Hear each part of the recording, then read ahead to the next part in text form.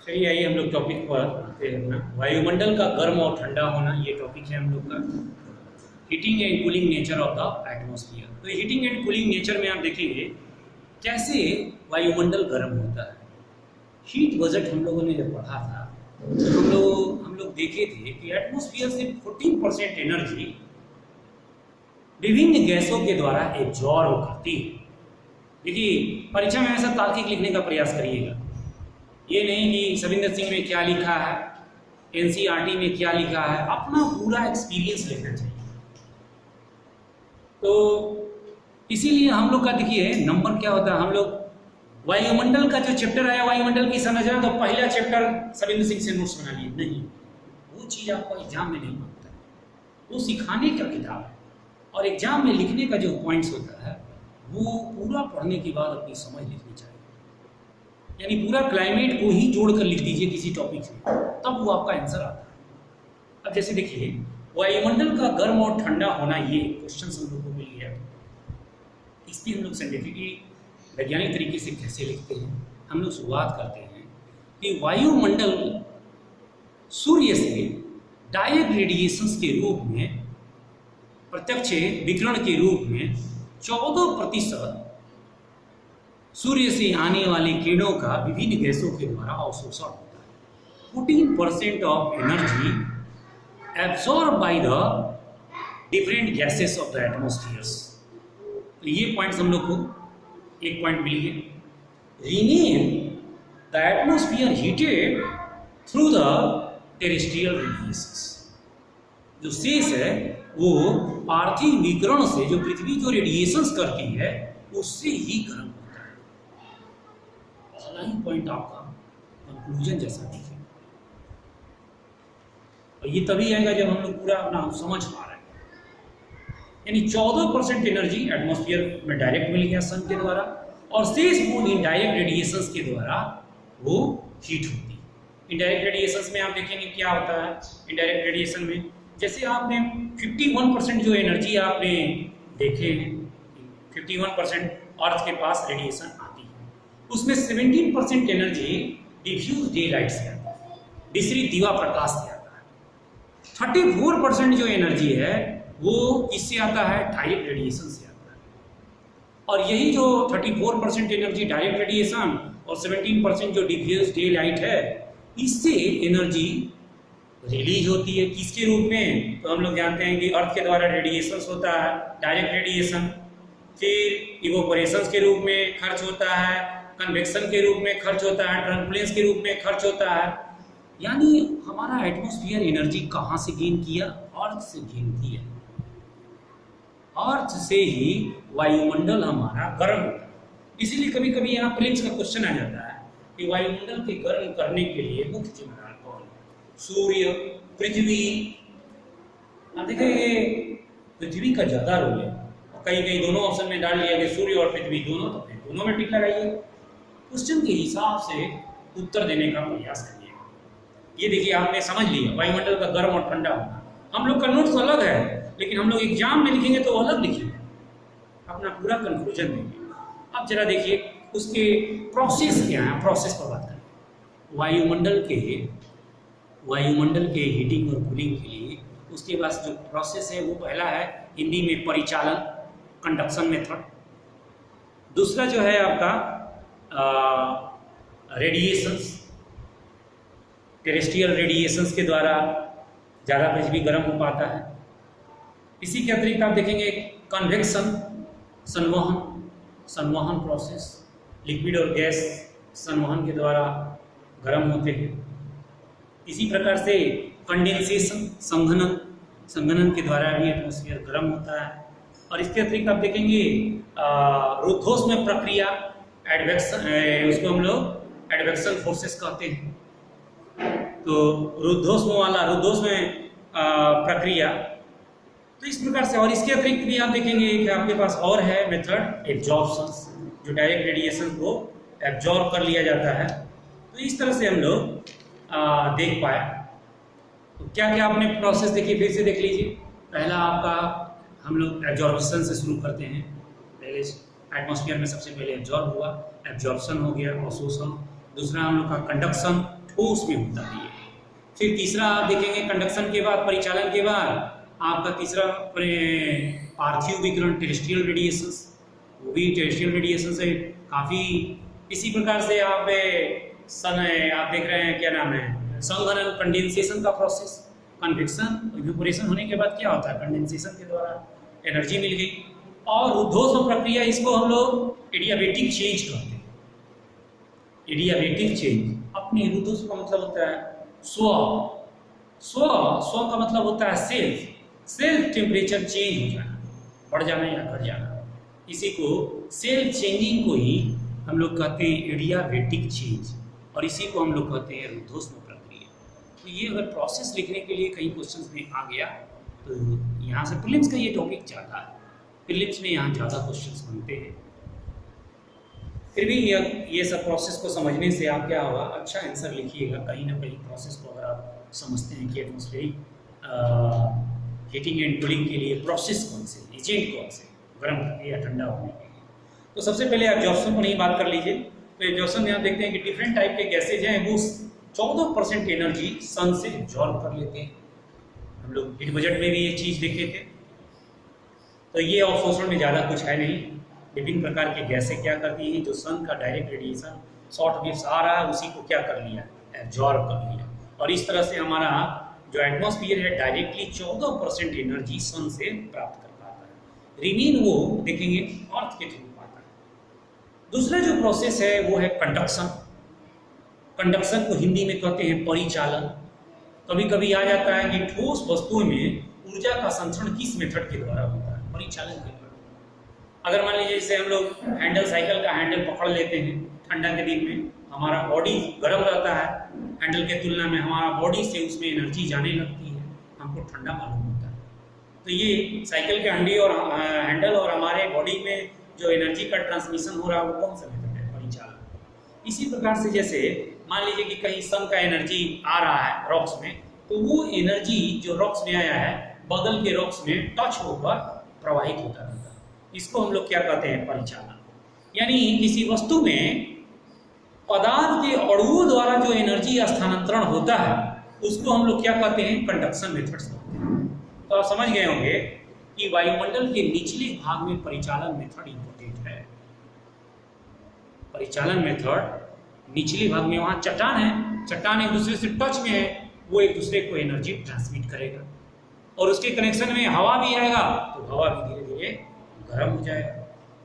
तो इस तरह से आप देख रहे हैं कि परिचालन के द्वारा ठोस वस्तुओं में ऊर्जा का संचरण होता है। कभी कभी साइंस का ही क्वेश्चन यहाँ से बना दिया, छोटे परीक्षाओं में बना दिया जाता है कि ठोस वस्तुओं में किस मेथड के द्वारा ऊर्जा का संचरण होता है, ट्रांसमिशन ऑफ एनर्जी होता है।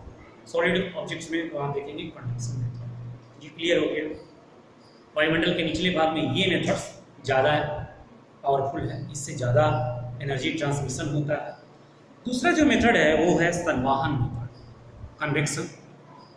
तो इस प्रक्रिया के द्वारा देखेंगे लिक्विड में और गैसेस में एनर्जी का ट्रांसमिशन होता है संवहन प्रक्रिया के द्वारा, जिसको हम लोग कन्वेक्शन प्रोसेस कहते हैं। तो इसमें देखेंगे सिर्फ ठोस में नहीं होगा संवहन मेथड। जब भाप बनेगा और भाप से जो एक उसका इवेपोरेशन जा रहा है ऊपर, वो वाला प्रोसेस को पकड़िएगा तो वो कन्वेक्शन होता है। तो गैस और लिक्विड में देखते हैं हम लोग, भाप से कोई बर्तन हो गर्म हो, ऊपर हम लोग रख देते हैं, हम लोग ढक्कन रख दिए, कवर लगा दिए केटल में, केटल का ऊपर वाला कवर भी ढक्कन गर्म हो जाता है इवेपोरेशन से। अगर आप थोड़ा सा ऊंचा भी रखिएगा, टच भी नहीं हो रहा, तब भी वो हीट हो जाएगा। वो क्यों हीट हो जा रहा है, वो कन्वेक्शन प्रोसेस से हीट कर रहा है। लिक्विड और गैसेस में ये प्रोसेस ज़्यादा ही इम्पोर्टेंट हो जाता है। तो ये भी आपका, इससे भी वायुमंडल काफ़ी ऊंचाई तक गर्म हो जाता है। ऊंचाई तक को गर्म करने के लिए जो मुख्य है वो कौन सा प्रोसेस है, वो कन्वेक्शन। क्लियर हो गया। आ जाए कि बताइए वायुमंडल का ऊंचाई तक का हिस्सा गर्म किस मेथड्स के द्वारा होता है, तो वहाँ पर आप संबंध लगाइएगा। निचले हिस्सा किससे गर्म होता है, इनमें से बताइए कौन सा है, तो कंडक्शन मेथड है, परिचालन मेथड। ये आपको हो गया। टेरेस्ट्रियल रेडिएशन देखिए, रेडिएशन क्या होता है, रेडिएशन के लिए किसी माध्यम की आवश्यकता नहीं। उसको नई माध्यम चाहिए कि ठोस वस्तु चाहिए, सॉलिड चाहिए, लिक्विड चाहिए, गैसेस चाहिए, ऐसा उसको जरूरी नहीं। वो वैक्यूम में भी चल सकता है। अगर कोई माध्यम नहीं है, इसको नो मीडियम को हम लोग क्या करते हैं, वैक्यूम कर देते हैं। वैक्यूम में भी रेडिएशन चलता है, यानी बिना किसी पदार्थीय माध्यम के, कोई बिना ऑब्जेक्ट के, चाहे वो सॉलिड गैस इन सबको हटा रही है, एक वस्तु से दूसरे वस्तु में ऊष्मा का जो संचरण होता है उसको हम लोग क्या कहते हैं, रेडिएशंस कहते हैं। और भी रेडिएशंस एनर्जी किया वैक्यूम, हालांकि वैक्यूम नहीं है यहाँ पर, वैक्यूम है नहीं, क्योंकि वैक्यूम तो स्पेस में मिलेगा। एटमॉस्फेयर में क्या है, डस्ट पार्टिकल है, गैसियस मटेरियल्स है, वाटर पार्टिकुलेट मटेरियल्स है, साल्ट है, ऐसा नहीं है कि वहाँ पर नहीं है। और टेरेस्ट्रियल रेडिएशन से भी हमारा एटमॉस्फेयर गर्म होता है, और इस टेरेस्ट्रियल रेडिएशन में आप देखेंगे तमाम हैं, जैसे डायरेक्ट रेडिएशन के रूप में 17% तो स्पेस में चला जाता है, 6% इफेक्टिव रेडिएशन के थ्रू गर्म होता है। ये टेरेस्ट्रियल रेडिएशन के द्वारा गर्म होता है। थोड़ा यहाँ पर ध्यान देखना है कि पार्थिव विकिरण वाला में माध्यम मिल ही जाता है उसको, लेकिन रेडिएशन वो होता है, जैसे सन का रेडिएशन देखिए, सन का रेडिएशन को स्पेस से क्यों क्रॉस कर जा रहा है, उसको वैक्यूम में भी चल सकता है, निर्वात में भी वो चल लेता है। हालांकि अर्थ रेडिएशन में देखेंगे उसको कहीं ना कहीं मीडियम मिल ही जाता है। तो आप समझ गए कि द्रव और गैस में एनर्जी का फ्लो कन्वेक्शन मेथड के द्वारा होता है, संवहन मेथड उसको कहते हैं हिंदी में, ठोस में परिचालन मेथड कंडक्शन मेथड के द्वारा, और टेरेस्ट्रियल रेडिएशंस ठोस गैस के अतिरिक्त भी वैक्यूम में भी जा सकता है। हालांकि वैक्यूम है नहीं अर्थ के एटमॉस्फेयर में, वहाँ मीडियम आपको गैसियस मिलेगा ही। जब वैक्यूम हो जाएगा तो क्या हो जाएगा, तब तो ये स्पेस हो जाएगा, अंतरिक्ष में हम लोग चले जाएंगे। अंतरिक्ष में वैक्यूम है, वहाँ पर पार्टिकल्स नहीं है, तभी तो उसका नाम वैक्यूम हो गया, अंतरिक्ष वैक्यूम है। तभी तो हम लोग जाते हैं उसमें पूरा स्विमिंग करने लगते हैं, स्पेस में आप खड़े ही नहीं हो सकते, उसमें स्विमिंग करते हुए दिखेंगे, हवा में ऐसे ऐसे उड़ते दिखेंगे, वैक्यूम में वहाँ। चलिए ये हम लोग पकड़ लिए। तो मेन देखिए यही 3 प्रोसेस है।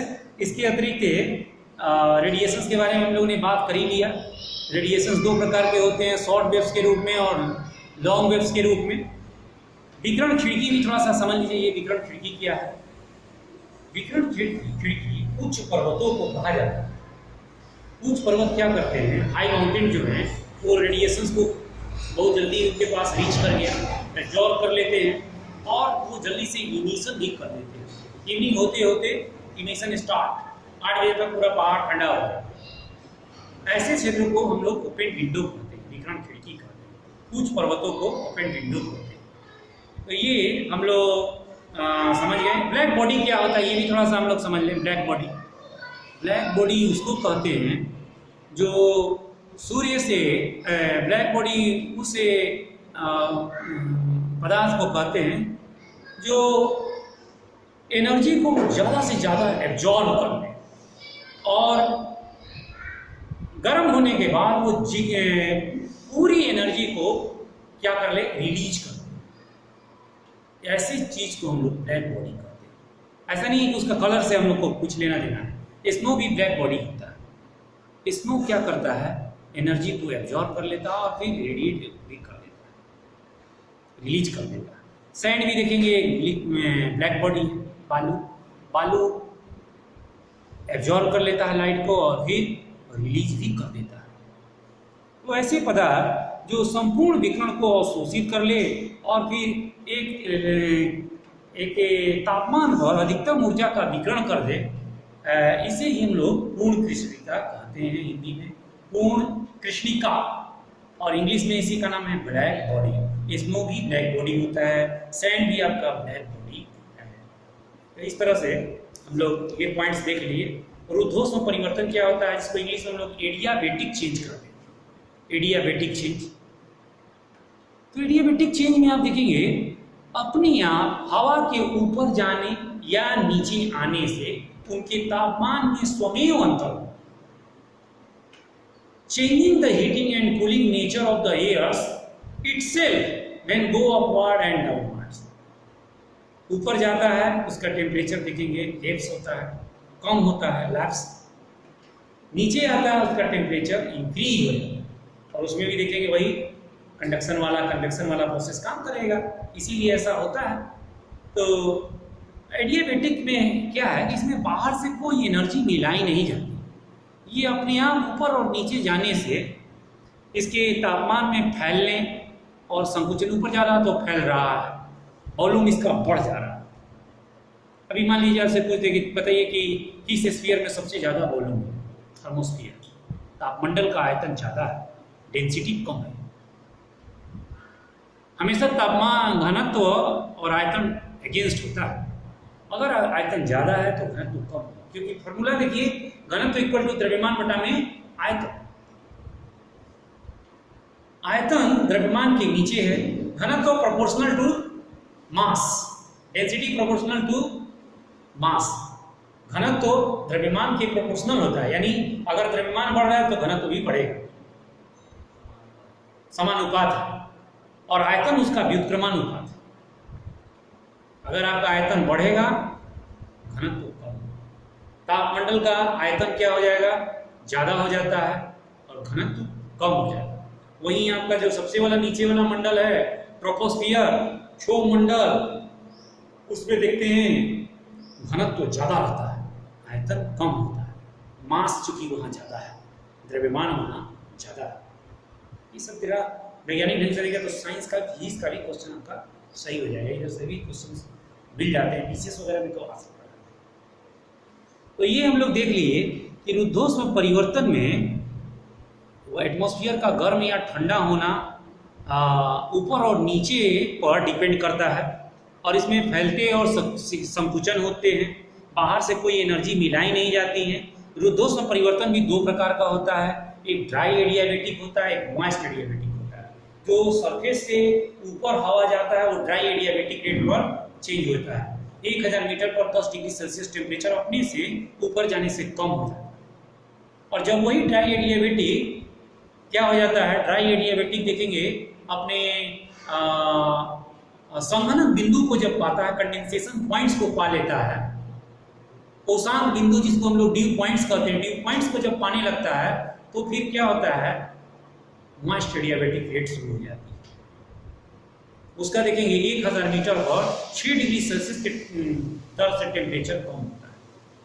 तो ये रेट भी पूछा जाता है, 1000 मीटर पर 6 डिग्री। पहले आपका ड्राई एडियाबेटिक होगा, ड्राई एडियाबेटिक तब तक होगा जब तक वो ड्यू पॉइंट न पाता। जैसे ही ड्यू पॉइंट प्राप्त करता है फिर उसमें जो भी एनर्जी बची होती है वो मॉइस्ट एडियाबेटिक रेट पर धीरे धीरे ठंडा होती जाती है।